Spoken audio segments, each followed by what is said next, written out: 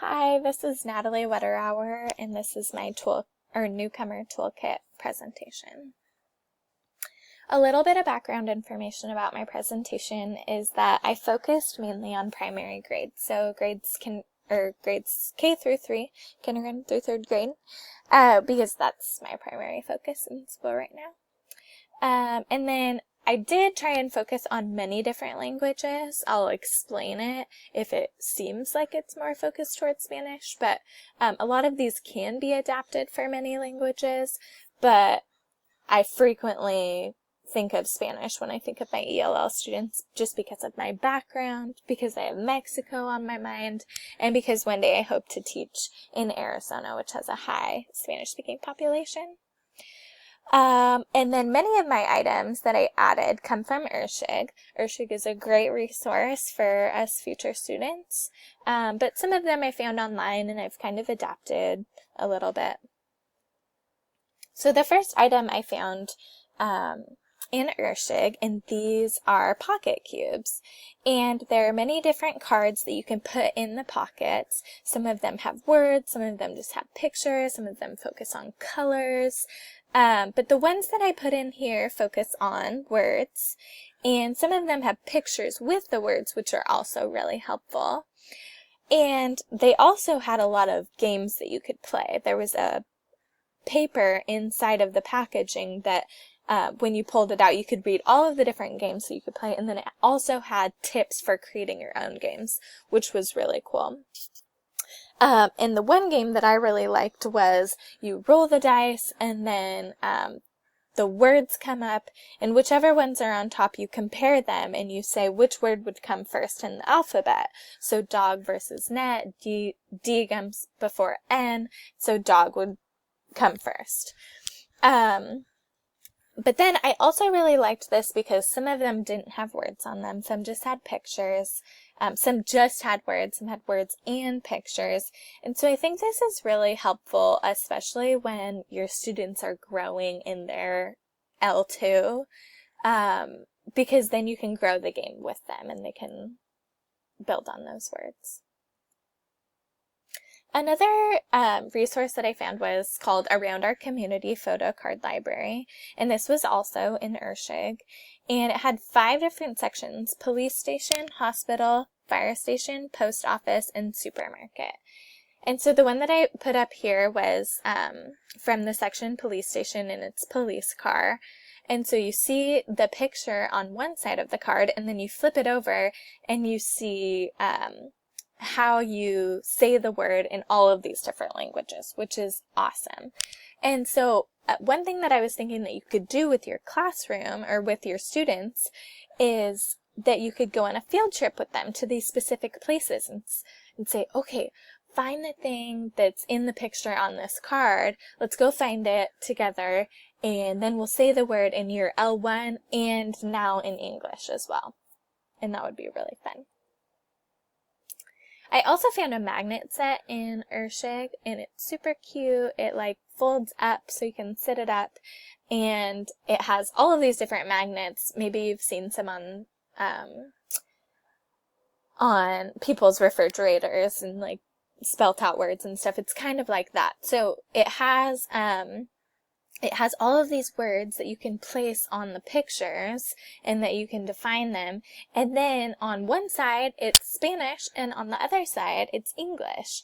So I think that's really cool. So you see an example there. So cat, and flip it over and you see el gato. So that's really helpful for someone who's literate in Spanish when they first come here.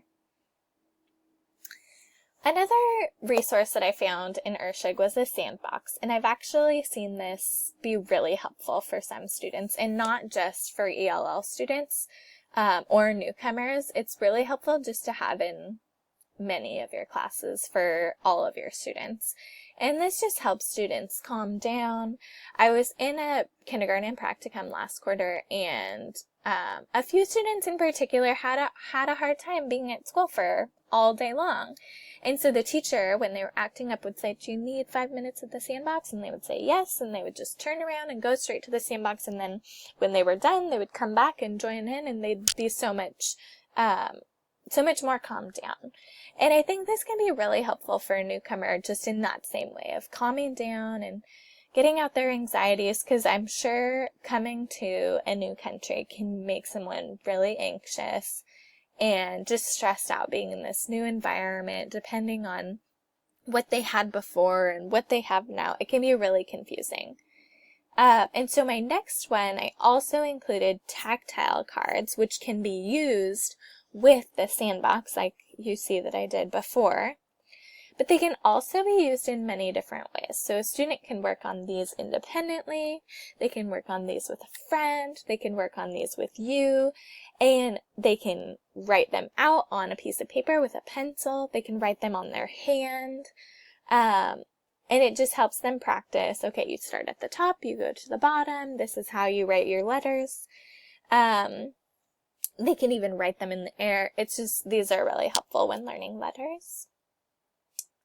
I also included a class schedule, and this is really helpful, especially coming into a Western culture where we are so time and schedule oriented.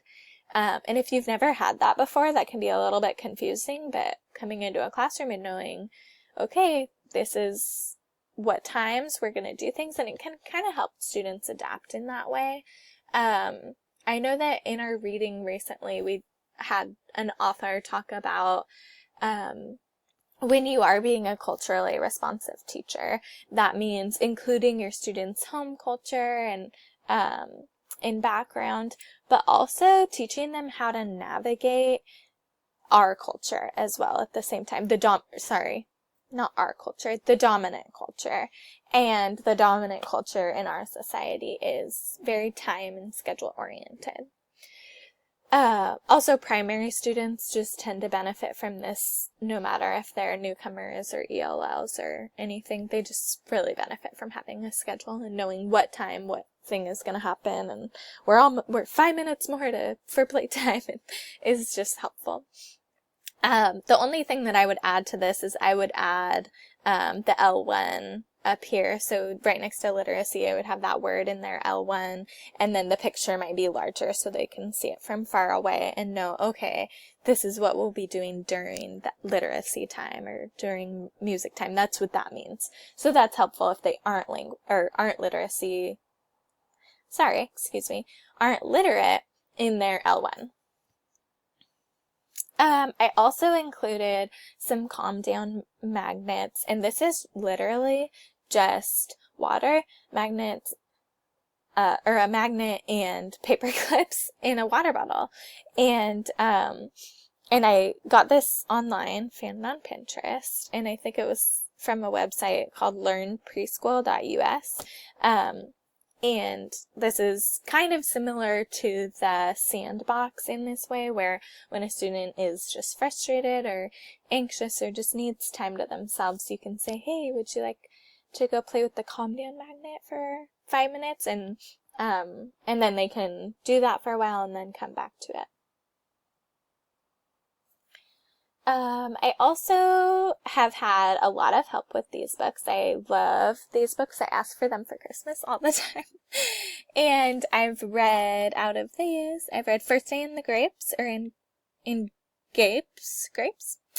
And then I've also read Marisol McDonald, Doesn't Match. And so these books are really helpful if the student is literate in their L1. So on one page is the story in their L1, and then on the other page is the same story in English.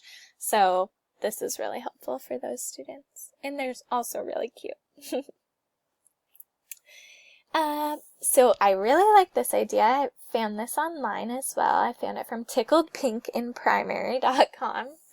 And this teacher didn't use it in this exact way, but I really like the idea of building words in this way and then playing a game with it. So if the word was tap, if the student built the word tap, then we would do that activity together. If the word that they built was run, then we would go outside and we would run together. And then it just goes on and on and on. There's so many different ways that you can do this. Okay, so in class we've also talked about wordless books, but how about wordless shorts? This is really helpful for students who are not literate in their L1, because there's so many different things that you can do with wordless shorts, kind of like there's so many things that you can do with wordless books. And this is a free resource online. There are many different shorts on this website. I think it's called, yeah, there it is at the bottom, activitytailor.com.